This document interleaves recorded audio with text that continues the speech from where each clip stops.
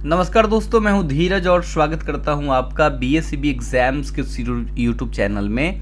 आज के इस क्लास में हम लोग बात करेंगे one video one chapter series, ये जो अपना सीरीज चल रहा है उसी के अंतर्गत में क्लास 10th बिहार बोर्ड का चैप्टर नंबर 3 और ये चैप्टर है, इसका नाम है गीलू।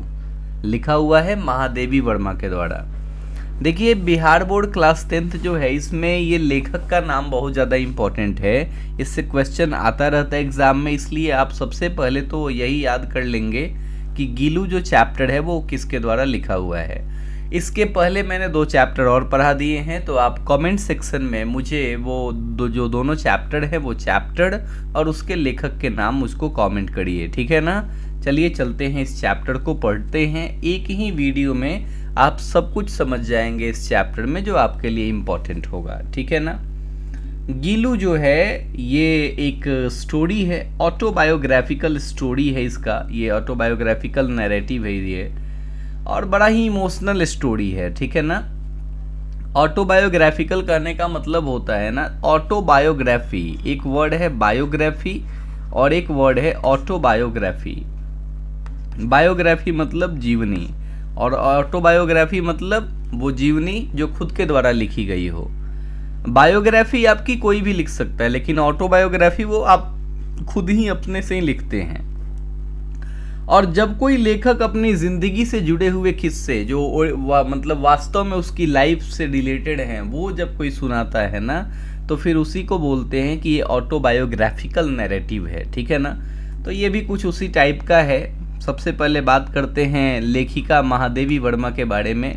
हिंदी की बड़ी ही मशहूर राइटर हैं, पोएट हैं। हिंदी में ना 4 युग हुए हैं, आप मेरी हिंदी की क्लास में अक्सर इस चीज़ को सुनते होंगे। हिंदी में 4 युग जो हैं वो हैं, पहला वाला है आदिकाल, उसके बाद भक्ति काल, फिर रीति काल और फिर आधुनिक काल। उसी आधुनिक काल में एक युग हुआ था जिसका नाम है छायावाद। छायावाद की ये बहुत फेमस जो है कवित्री हैं, ठीक है। तो महादेवी वर्मा छायावादी युग की लेखिका हैं। छायावाद में इनके अलावा जयशंकर प्रसाद, सुमित्रा नंदन पंत, सूर्यकांत त्रिपाठी निराला और भी लोग थे, ठीक है ना। लेकिन ये छायावाद के 4 पिलर्स में से एक पिलर है।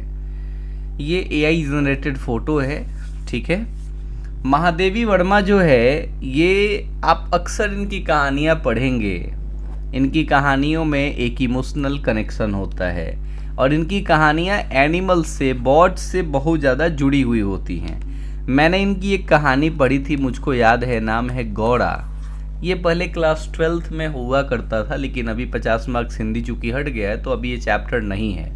गौड़ा में एक गाय की कहानी है और बहुत ही मतलब बेहतरीन कहानी है वो भी। आपने अगर इनकी कोई पशु पक्षियों से रिलेटेड कोई कहानी पढ़ी होगी तो आप मुझे कमेंट करिए। आपने नीचे के क्लास में एक चैप्टर पढ़ा होगा सोना, ठीक है ना, वो भी एक ऐसी ही मतलब रचना थी इनकी। तो ये भी रचना जो गीलू है ये भी बस उसी चीज़ के बारे में है। बहुत प्यार था इनको पेट्स से। पेट्स मतलब बोलते हैं पालतू जानवरों को। पालतू जानवरों को ये अपने फैमिली की तरह ट्रीट करती थी, है ना। और बस उसी के आधार पे, उसी के बेस पे ये पूरा का पूरा चैप्टर है। बात करते हैं गीलू की। गीलू एक गिलहरी का नाम है, एक स्क्वारल का नाम है, ठीक है ना। और बात क्या होती है, कैसे परिचय होता है, कैसे मिलती है गीलू लेखिका को, ठीक है ना। One day Mahadevi Verma saw 2 crows packing near a flower plant. देखती क्या है महादेवी वर्मा, देखती हैं कि 2 कौवे हैं और फूल का एक जो फ्लावर पॉट है, जो मतलब फूल रखने के लिए जो होता है ना गमला, वो जो फ्लावर पॉट है उसी के पास में 2 कौवे चोंच मार रहे हैं। चोंच मार रहे होते हैं। ये वाला फोटो, ये वाला, ये जो आप फोटो देख रहे हैं, इस फोटो में आपको वो दृश्य दिखेगा, वो चीज़, वो नज़ारा आपको दिखेगा।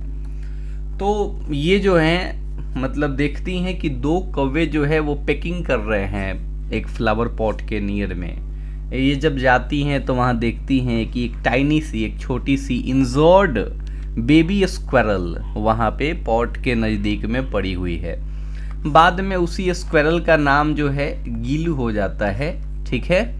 और यहाँ एक वर्ड यूज़ हुआ है कि कॉमन नाउन से प्रॉपर नाउन में एक ट्रांसफॉर्मेशन हो जाता है, लोग उसको गीलू कह करके बुलाने लगते हैं। गीलू जो है, गीलू है 2 वुंड्स, 2 घाव होते हैं, उसको कौवे के द्वारा अटैक हुआ होता है। वो मूव नहीं कर पा रही होती है, एक तो छोटी सी नन्ही सी गिलहरी होती है, मूव नहीं कर पा रही होती है। तो घर में जितने भी लोग थे, एवरीवन थॉट ही वुडंट सर्वाइव, सारे के सारे लोग ऐसा सोचते हैं कि ये अब बचेगी नहीं, है ना। गीलू जो है ये क्या ही बचेगा, गिलहरी का छोटा सा बच्चा है, कौवों ने उसकी हाल खराब कर दी है। तो लोग यही सोचते हैं कि अब ये बचेगा नहीं, लेकिन फिर क्या होता है, महादेवी वर्मा हार नहीं मानती हैं, है ना। वो जो है, despite others advice to leave him she picked up Gillu gently. इसके मतलब बाकी लोग एडवाइस करते हैं कि छोड़ दो भाई, बचेगी नहीं, लेकिन फिर भी वो गीलू को वहाँ से लाती हैं। She cleaned his wounds and applied penicillin ointment. Penicillin नाम का मलहम जो है, ऑइंटमेंट, पेंसिलिन मलहम जो है वो लगाती हैं उसके घावों पे, घावों को साफ करती हैं, मतलब उसका फर्स्ट एड करती हैं। धीरे धीरे उसको, मतलब शुरू में तो वो भोजन करती नहीं है, कुछ खाती होती है नहीं, छोटी सी गिलहरी होती है, क्या ही खाएगी। तो फिर वो कॉटन से, है ना, कॉटन के छोटे छोटे जो कपड़े होते हैं, उन कॉटन से या रुई से ऐसा समझ लीजिए, वो क्या करती है, उसको मिल्क पिलाती है, उसमें पोड़ करके, उसमें डुबो करके, और बस थोड़ा बहुत उसके मुंह में दूध गया होगा। कुछ घंटे बाद क्या होता है, she was able to give him a few drops of water. कुछ घंटे बाद थोड़ा बहुत पानी पिलाती है उसको, मतलब रिकवरी उसकी होती है, गीलू रिकवर करती है, ठीक है ना।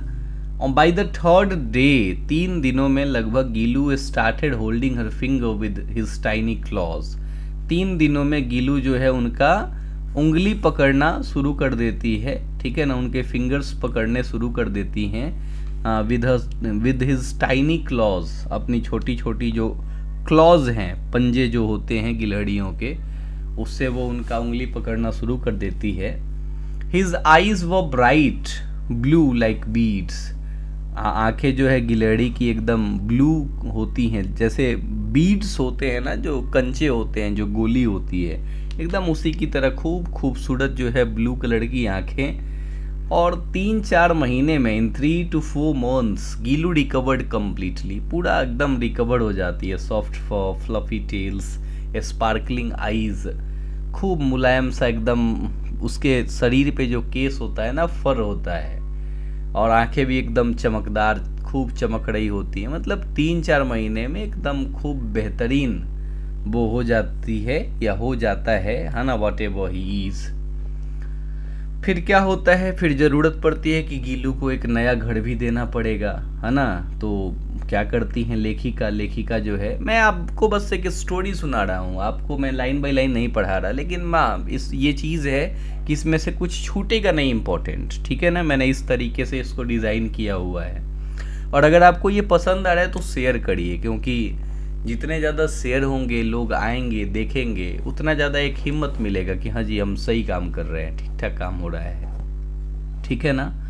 गीलू को उसका नया घर मिलता है। She made a special nest for him, a flower basket with cotton wool. एक फ्लावर बास्केट उसके लिए बनता है, ठीक है ना। एक नेस्ट उसके लिए, एक तरीके का घोंसला टाइप का एक तैयार होता है, लेखिका तैयार करती हैं। Hung it on the window using a wire का यूज करके, तार का यूज करके उसको क्या कर दिया जाता है, उसको विंडो के सहारे उसको टांग देती हैं लेखिका, है ना। और गीलू वहां पे 2 साल रहती है खुशी खुशी, ठीक है। गीलू जो है ये बड़ा ही स्मार्ट, मतलब गिलहरी है। Gillu was smart and full of energy तो भरी हुई है। कभी कभी तो लेखिका के एकदम बगल में आके बैठ जाती है, कभी उनके प्लेट में आके बैठ जाती है। He would jump on curtains and run up and down to get attention. कभी पर्दों पे कूदती है ना। मतलब लेखिका जब भी कुछ लिखती है ना, कभी बैठती हैं कुछ लिखने के लिए, पढ़ने के लिए, तो कभी पर्दों पे कूदती है, कभी तुरंत आती है टेबल पे, कभी तुरंत भागती है, उनका अटेंशन, ध्यान लेने के लिए, है ना। एक लगाव हो जाता है दोनों के बीच में, एक कनेक्शन बन जाती है, एक इमोशनल बॉन्डिंग हो जाती है। जब भी उसको भूख लगता है, जब वो हंगड़ी होती है, तो चिक चिक की आवाज़ निकालती है, चिक चिक साउंड, ठीक है ना। और उसका सबसे फेवरेट जो खाना है वो है काजू कैसो, ठीक है ना। बात समझ में आ रही है। लेकिन बाद में वो काजू खाना भी ऐसे तो मना कर देती है, जब लेखिका बीमार होती हैं, बहुत दिनों तक वो उसके पास नहीं होती हैं, तो वो भी खाना वो मना कर देती है। One day she saw Gillu start stirring at the outside world. एक दिन लेखिका देखती हैं कि गिलू जो है ना, ये बाहर की तरफ देख रही है। तो लेखिका को ऐसा रियलाइज होता है कि ये कहीं ना कहीं फ्रीडम खोज रही है, कहीं ना कहीं आज़ादी खोज रही है। सी रियलाइज्ड ही वांटेड फ्रीडम। जब लेखिका को पता चलता है कि इसको कहीं ना कहीं बाहर की दुनिया से एक लगाव, बाहर जो देख रही है पशु पक्षियों को खेलते हुए, चहचहाते हुए, तो इसको एक लगाव दिखता है। और बस लेखिका क्या करती हैं, सी made an opening in the window miss for him. फिर वहीं छोटा सा विंडो से ही एक तार वगैरह हटा करके वहाँ से विंडो से और एक ओपनिंग ये खोल देती हैं उसके बाहर जाने के लिए। Gillu started going outside and returning daily, he never left her fully. मतलब गिलू रोज जाती थी, अपना घूमती फिरती थी, लेकिन फिर वापस आ जाती थी। ऐसा नहीं है कि चली गई हमेशा के लिए। एक इमोशनल बॉन्ड उनके बीच एकदम बन गया था, लेखिका के बीच में और गिलू के बीच में। जब भी कॉलेज से वो आती थी, गिलू एकदम दौड़ती हुई आती थी और एकदम पूरा उनके शरीर पे ऊपर से नीचे तक एकदम क्लाइम ओवर कर जाती थी। खाना जब खाती थी वो तो एकदम उनके प्लेट के पास ही बैठती थी, है ना। बाद में उन्होंने धीरे धीरे बैठना सिखाया, कभी कभी तो प्लेट में ही बैठ जाती थी। तो एक तरीके का अटैचमेंट हो गया था, ठीक है ना। लेकिन होता क्या है कि एक्सीडेंट हो जाता है लेखिका का, और एक्सीडेंट होने के बाद क्या होता है, एक्सीडेंट के समय वो गिलू हॉस्पिटल में जैसे एक नर्स होता है ना, जैसे एक अटेंडेंट होती है ना, जैसे नर्स होती हैं, ठीक है, दीदी जिनको बोला जाता है, तो वो जैसे किसी पेशेंट का ख्याल रखती हैं, उस तरीके से गिलू जो है वो ख्याल रखती हैं लेखिका का। मतलब ये बार बार वहाँ आता है जाता है, ठीक है ना। वो देखता है क्या है नहीं है। एक्सीडेंट जब हुआ था, जब वो हॉस्पिटल में भर्ती थी, तो उस समय तो उसने खाना भी नहीं खाया था, खाना भी छोड़ दिया था, ठीक है। जब लेखिका ने झूले उतारे तो देखा कि सारे के सारे कैसो उसी में पड़े हुए हैं, सारे काजू उसी में पड़े हुए हैं। तो ये चीज़ मतलब दिखाता है कि किस तरीके का डीप कनेक्शन इन लोगों के बीच में एक बना हुआ था। गर्मियों के दिनों की जब बात आती है, in summer Gillu would lie on a surahi water pot to keep cool. गर्मी के दिनों में लेखिका अपना बैठती थी बाहर, तो ये क्या करती थी गिलू, ये जाके सुराही पे बैठ जाती थी। सुराही होता है ना, ऐसे लंबी गर्दन वाला एक बर्तन होता है पानी रखने के लिए, तो गिलू जो है उसी पे जाकर के बैठ जाती थी, उसी से चिपक जाती थी, अपने आप को ठंडा भी रख लेती थी और लेखिका के नज़दीक भी रह जाती थी। तो इस तरीके की चीज़ें थी। लेकिन वही चीज़ है, जो स्क्विरल्स होती हैं, जो गिलहरी होती हैं, उनका ज़्यादा दिनों का लाइफ होता नहीं है, बेयरली मतलब 2 साल का ही लाइफ होता है। और वो 2 साल का समय अब नज़दीक आ गया था, है ना। On his last day he did not eat और गो आउटसाइड। जब उसका अंतिम दिन आया, जब वो लास्ट डे जब उसका आया, वो ना उसने खाना खाया, ना वो बाहर गई। At night he came to the other bed and held her finger just like the first time. फिर वो देखो, मैं यहाँ ना जो जेंडर है ना, कभी वो स्त्रीलिंग वाला यूज कर रहा हूँ, कभी पुल्लिंग वाला। ऐसे आप पुल्लिंग ही बुक में दिया हुआ है, लेकिन नॉर्मली ये पशु पक्षियों में जो होता है ये तो दोनों होता है। तो ये बोलचाल की भाषा में आप कुछ भी हो जाता है यूज, ठीक है ना। बात समझ में आ रही है, इसलिए आप इसको मतलब थोड़ा समझेंगे। बात समझ में आ रही है ना। तो गिलहरी जो वर्ड है, ये नॉर्मली एक सिंगुलर जो है, ये एक स्त्रीलिंग की तरफ इशारा करता हुआ अपने आप में शब्द है, इसी कारण से ऐसा कुछ हो रहा है, ठीक है। बाकी यहाँ मैंने ही लिखा हुआ है, आप इसको ही समझें, ही पढ़ें, ठीक है। तो क्या होता है जब उसका अंतिम समय आता है, जब लास्ट डे आता है, तो वो ना खाता है ना पीता है ना बाहर जाता है। At night he came to the author's bed and held her finger. मतलब रात में क्या होता है, वो लेखिका के बेड के पास में आता है और उनका फिंगर जो है वो पकड़ता है, जैसे उसने शुरू में पहली बार जब उसने पकड़ा था एकदम वैसा ही।